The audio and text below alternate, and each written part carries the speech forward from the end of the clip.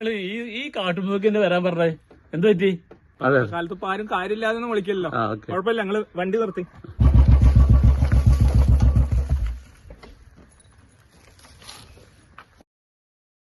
ഇവിടെ നല്ല സ്ഥലം, നമുക്ക് അവിടെ ഇരുന്ന് സംസാരിക്കാം. പേര്